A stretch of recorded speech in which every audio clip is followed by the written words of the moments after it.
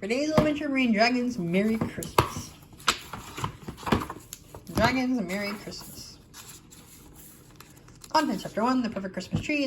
Chapter 2, The Candy Wreath. Chapter 3, Mittens. Chapter 4, Merry Christmas Dragon. The Perfect Christmas Tree. One cold morning, Dragon went out to find the perfect Christmas tree. He walked through the crunchy snow. He saw all sorts of trees, big ones, small ones, crooked ones, and straight ones. Finally, he found the most beautiful Christmas tree of all. It was not too big or too small. It was not too crooked or too straight. It was just right. Dragon looked down and saw the tree's beautiful brown trunk. It stood firm and strong in the frozen earth. He looked up and saw the beautiful green branches that waved back and forth in the cold wind. Dragon could not cut down such a lovely tree. Instead, he came back with colored lights, silver bells, and everything he needed to make the tree more beautiful.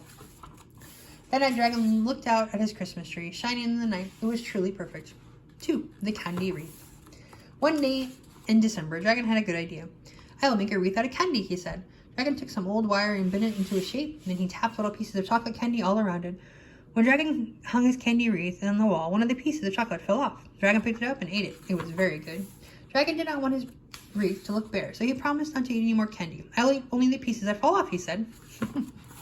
Dragon bumped his elbow against the wall, and 2 more pieces of candy fell. "Whoops," he said, gobbling them up.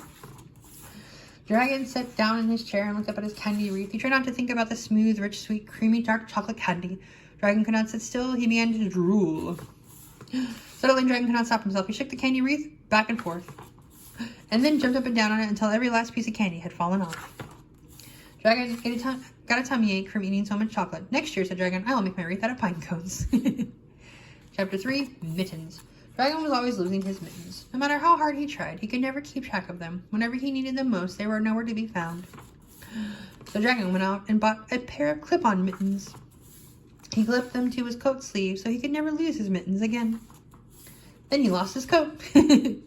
Merry Christmas, Dragon. Dragon loved Christmas. Every year he saved his money, and every Christmas he bought wonderful presents for himself. Dragon made a list of things he would buy. Lots of food, a new coat, a big birdhouse. Dragon wrapped himself up in a warm quilt and headed off to the store.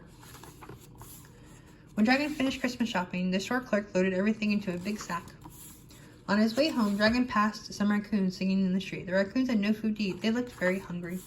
Dragon reached into his sack and took out his big basket of food. "Merry Christmas," said Dragon. Then he passed an old rhino shoveling her sidewalk. The rhino did not have a coat to wear. She looked very cold. Dragon reached into his sack and took out his new wool overcoat.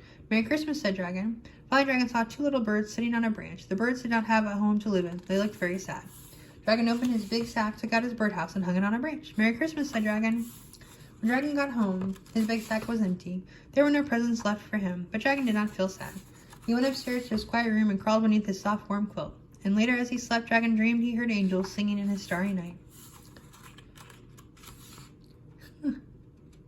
Merry Christmas. The end.